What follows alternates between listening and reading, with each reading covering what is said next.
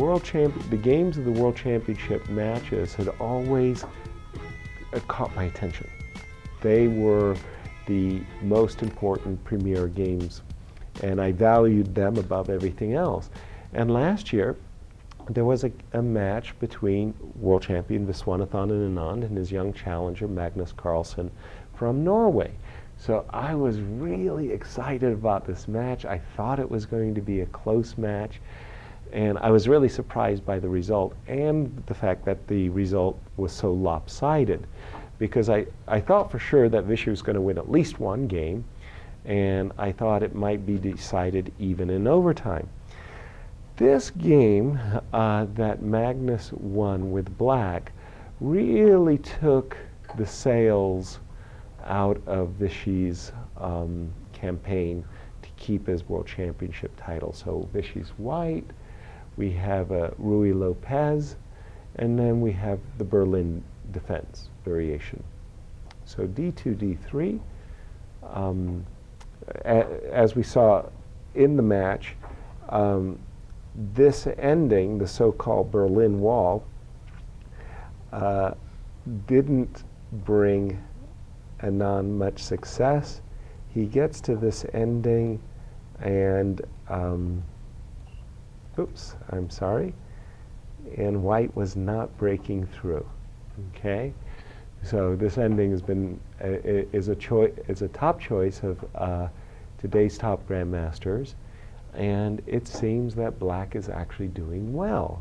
Okay, be that as it may, Vishy didn't break through Magnus's defenses, and he played D3. So one of the ideas is behind the move D3 is, although it's a slow moving formation, what white does want to play is he does want to play C3, and eventually he does want to break out and branch out and play for D4. Hi John, welcome back. Had a nice lecture over there at the World Chess Hall of Fame? Very good, very good. Okay, so D3. Bishop C5, developing, C2, C3. So, okay, everything's fine for white, and he's going to castle, he's going to develop his pieces, and he's looking for an opportunity of playing D4 in the near future. Castles, castles, all of these moves have been played a great deal. Rook E8. What black's idea behind this move, Rook E8, is that at some moment when white plays the move D4, black wants to put a lot of pressure on the E4 pawn, so the rook slides over to the E8 file, to the E file, pardon me. Rook E1, A6, attacking the bishop. Bishop drops back, B5, bishop drops back, and now D6. Okay, so we've got a normal Spanish Rui Lopez looking position, except it's a little bit different. Many times in the Rui Lopez, the black bishop is sitting on the E7 square. In this particular case, the black bishop is on the C5 square, where it's a bit more active. And you might think that this is a very good thing for black. Probably it is. But at the same time, the bishop on C5 makes the advanced D3, D4 that much more attractive for white. Bishop G5, developing. Let's see why didn't white play the move D4? What was wrong, or was in fact there anything wrong with the move D4? Well, one of the things is, can black win a pawn? Could black take, and play a move, for example, like bishop here? Let's say I play the move knight here, and let's say you play takes, and let's say you take a pawn. Could white win his pawn back? Could white win his pawn back?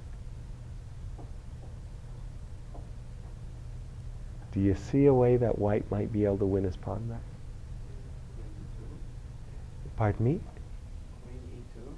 Queen E2, attacking the knight. I probably would play D5, defending the knight. One of the things that we could look at is that we would like to play our knight to G5 and attack this pawn on F7 thanks to our bishop, at knight g5, he would take our knight with his knight. So one of the things that white could do is play bishop takes f7 check, king takes f7, rook takes, knight g5 check. So white could win his knight back. But actually there's even a nicer move than winning. White could win his pawn back, but there's actually even a nicer move for white here. We kind of look and we notice that these two knights, this knight especially, is unprotected. This knight is only protected by the rook. So one of the moves that we should be attracted to is bishop to d5. Then we fork both knights. How sweet it is, right? So we play bishop to d5, and we're very happy because we think we're winning a piece. And then knight takes c3 scares the bejesus out of us. Ooh! The knight forks our queen as well as our bishop, but we forget to resign. We forget to resign. Instead, we find a very good move for white in this position. Bishop takes c6. We may lose our queen, but we get it right back after rook takes, queen takes, bishop takes. And at the end of a long variation, 1, 2, 3, 1, 2, rooks, white ends up a piece ahead. So in fact,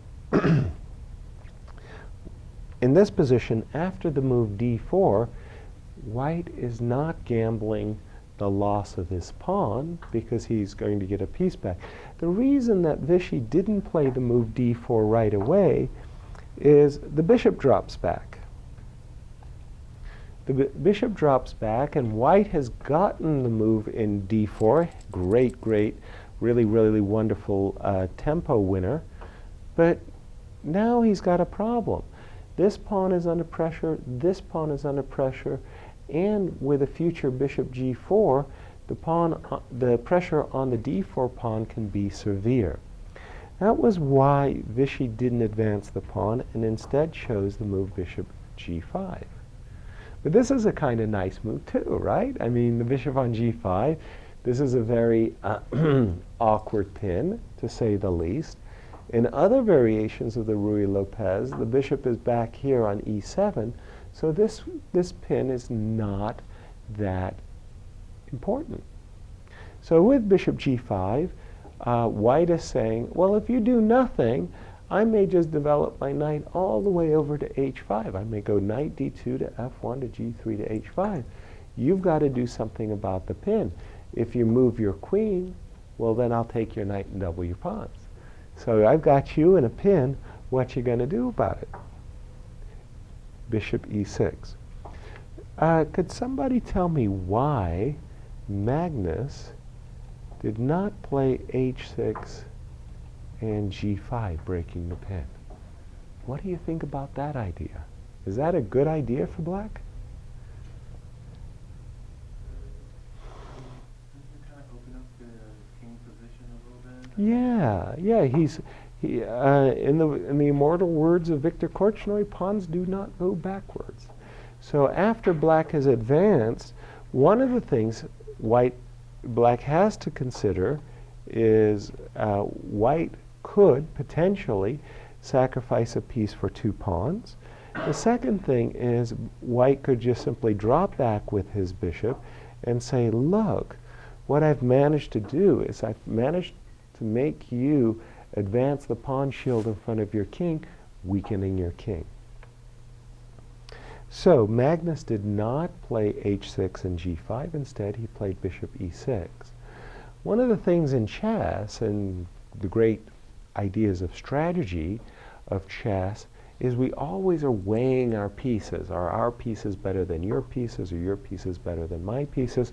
And black reasons, quite fairly, that this bishop on b3 is on a very active and good diagonal, and this bishop is not. So black reasons that it's in his favor to want to trade bishops, and hence we see the move bishop e6. As a kid, I was always trying to ask myself questions. Why did he do that? Why didn't he do that? Why did he do that?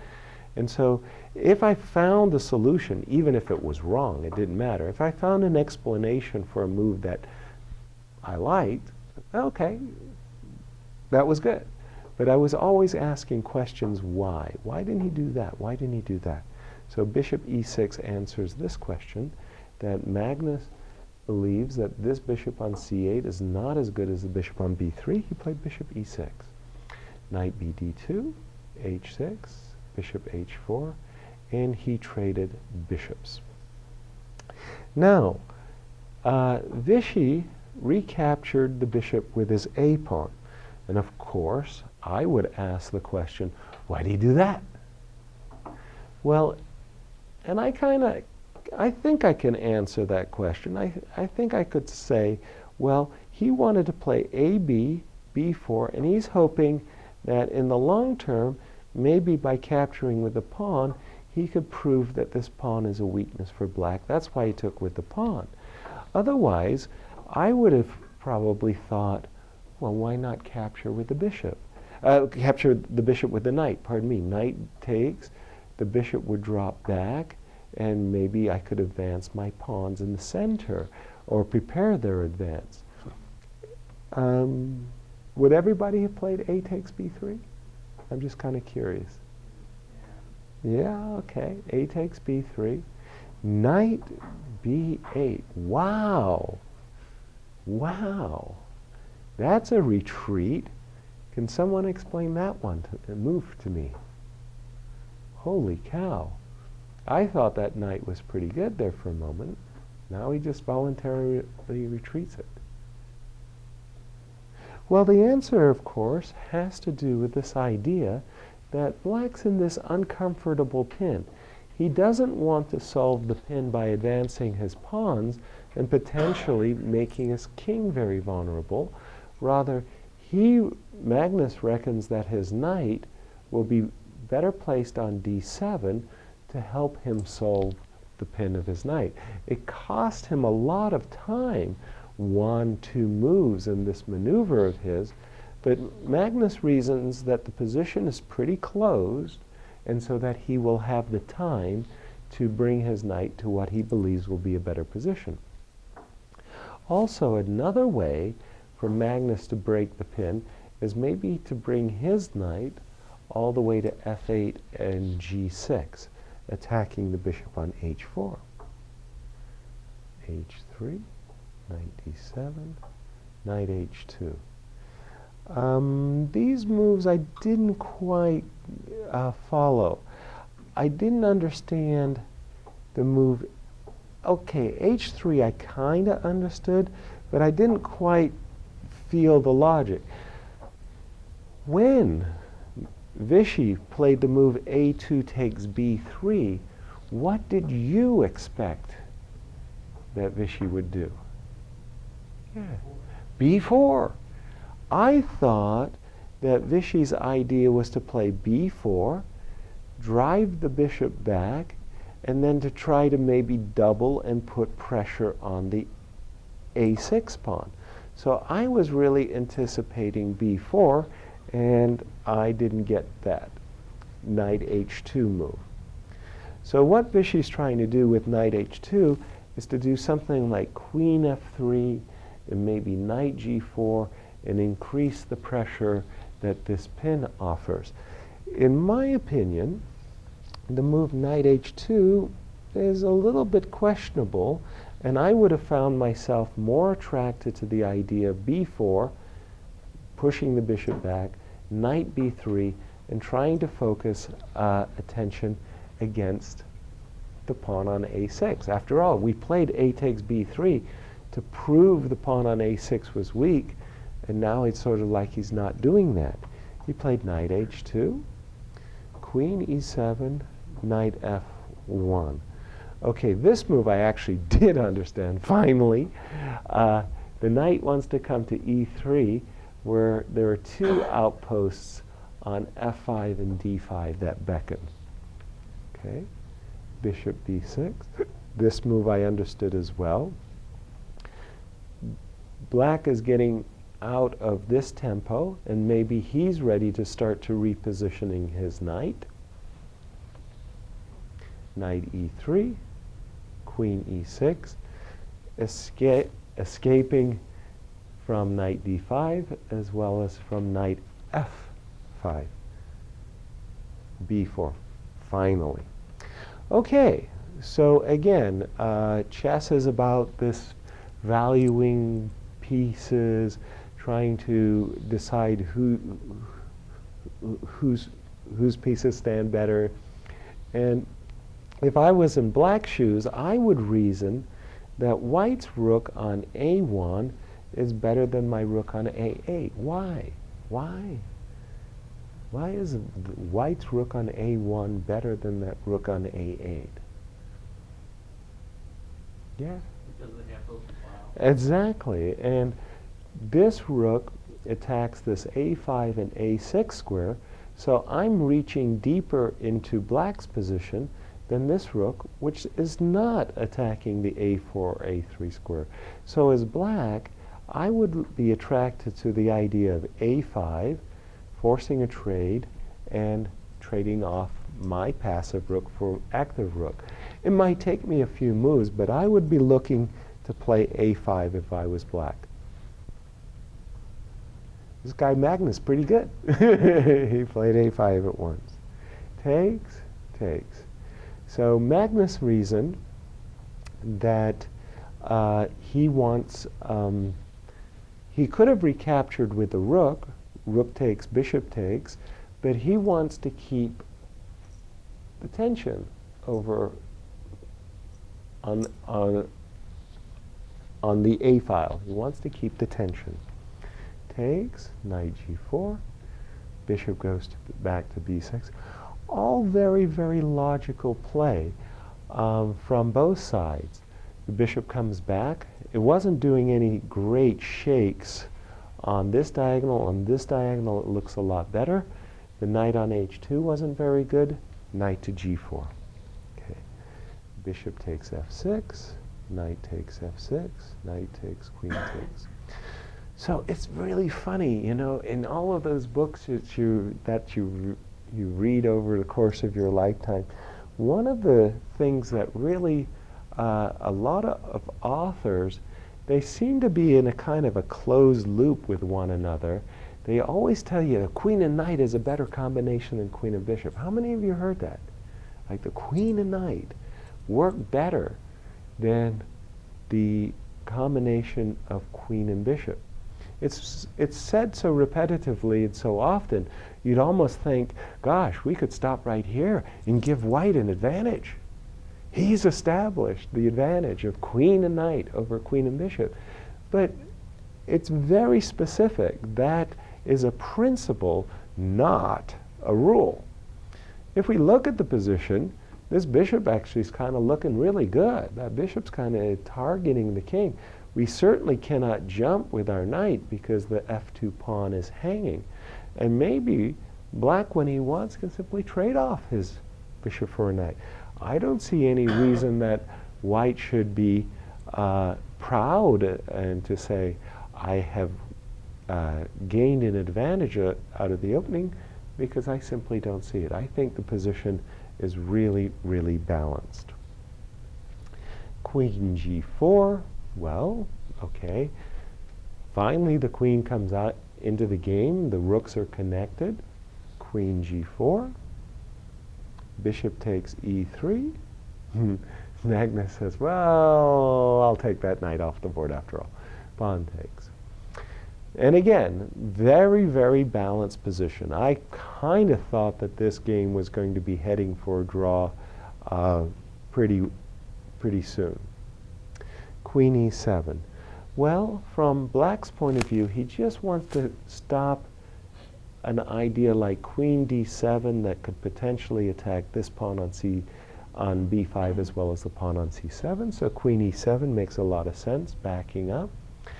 And now white's got a little bit of a problem. He does have double pawns. Okay, it's maybe not that critical, but okay, double pawns. rook f1. Now here, again, I would start to have some wondering what I'm supposed to do. I can't really advance this pawn up to d4 because after, for example, rook takes, pawn takes, the e-pawn is hanging. So I'm not really anxious about that. But one thing I might want to do is on the queen side, I might want to consider moves like b4 and rook a5. That was a thought that was going through my mind, is maybe I could try to get a passed pawn.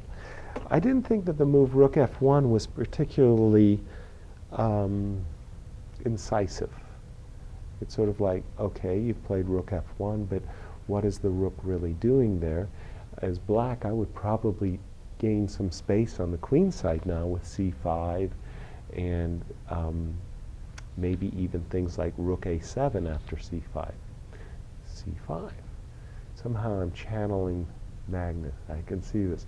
So from Magnus's point of view, this makes perfect sense. He takes a little bit more space, and maybe he's got ideas like rook a7 and rook a8 swimming in his head, just to try to win control over the a file. Another thing he might want to do is just take a look at his king side. Right now, there's nothing like that is happening, no doubling, but I can see that with g6 and king g7, these are nice, small, incremental improvements of the play on the king side. The king is a little bit better, stands a little bit more comfortably on the g7 square than perhaps on the g8 square. So I can see nice, small ways that Magnus might want to improve his position, and maybe even to try to play moves like b4, b3, and rook a2, whereas from White's point of view, White is drifting into a position where there's some passivity in his position.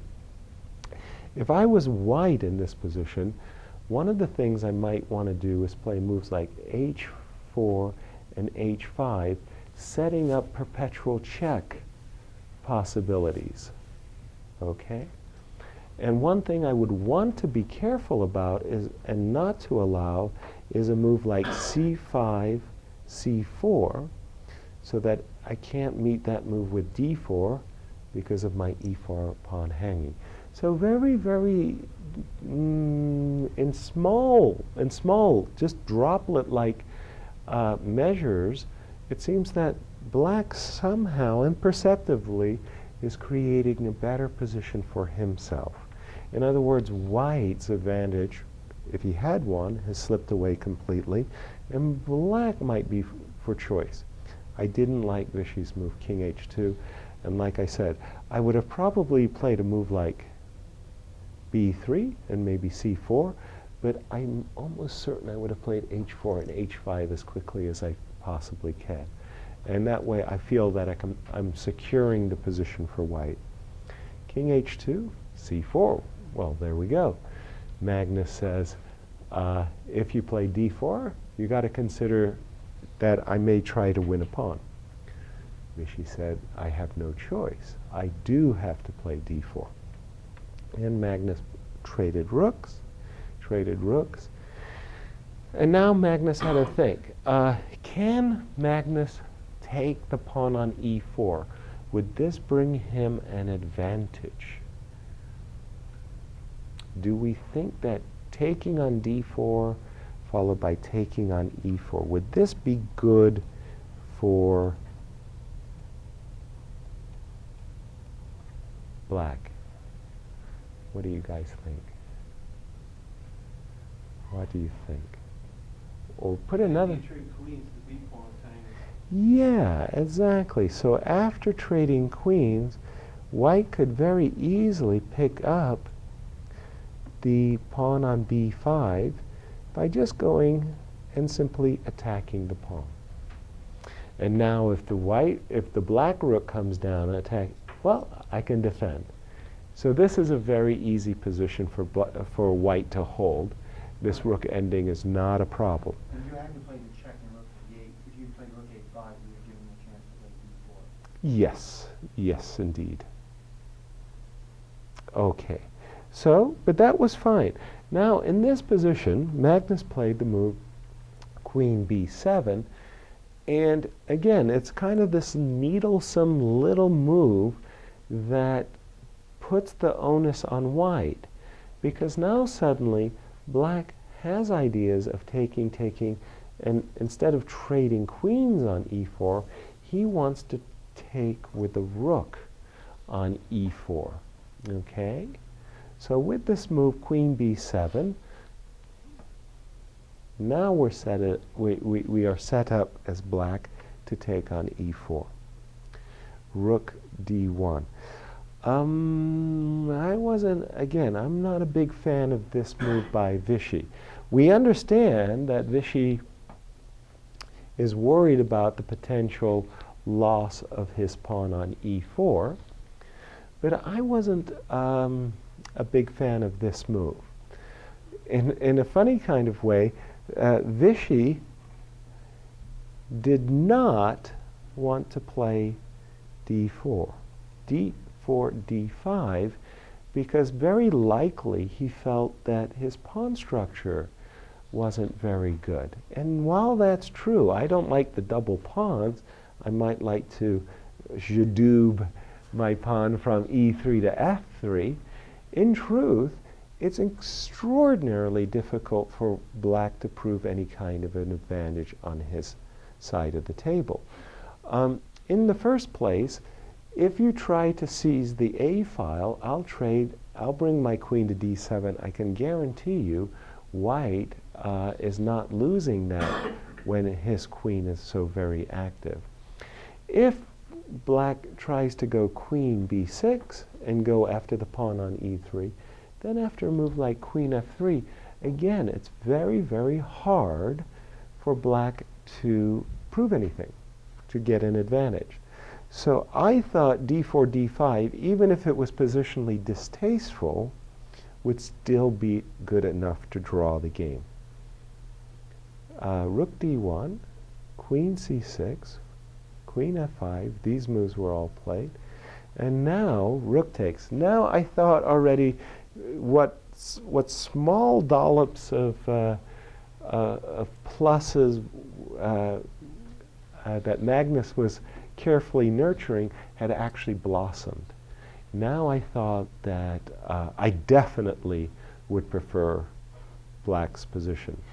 These two pawns on e4 and e3 are really quite weak, and this pawn on d6 is very hard to get at. You know, it's sort of like you got to bring your queen back here, you got to bring your queen back here, and by that time it's pretty easy for black to defend his pawn on d6.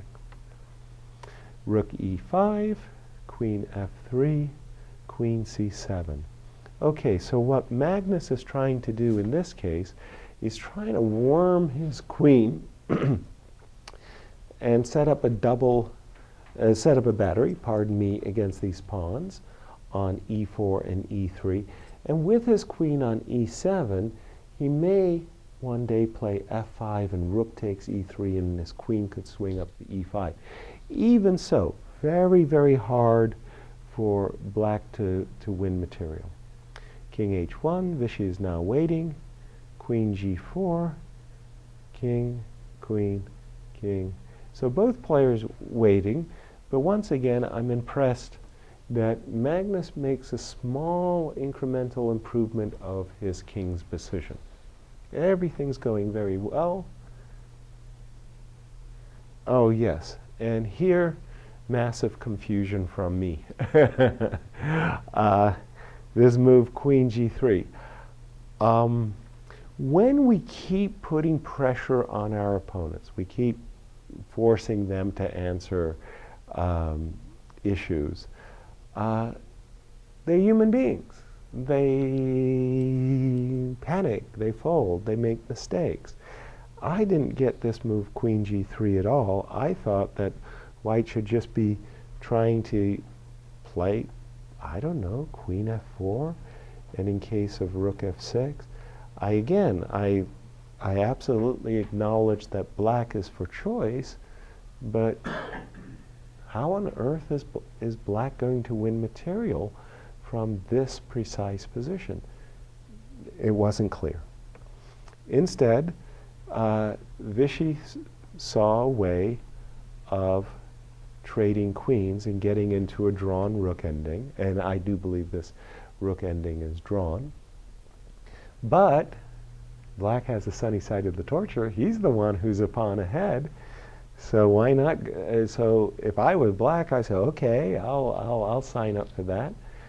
Rook d5, very important move, attacking the pawn at once, not allowing black the opportunity of playing rook b2, activating his rook. And I'm sure when Vishy sacrificed a pawn, he had this mental picture in his mind that with his active rook, he's got great compensation. He keeps black's king from worming himself around. And so he thought, okay, I'll sacrifice the pawn. I'll be slightly worse. I've got a rook ending, yada, yada, yada. I'm sure I'm drawing. It's not that easy. It's not that easy. F7, F6. Strangely enough, I actually didn't like this move, F6. I thought that Magnus should have just gone king here, attacking the rook. If the rook maintains its station along the 6th rank, that Vishy could then put his rook here, his rook here, his rook here, and slowly, slowly improve his position. I didn't think that the move F7, F6 was so good.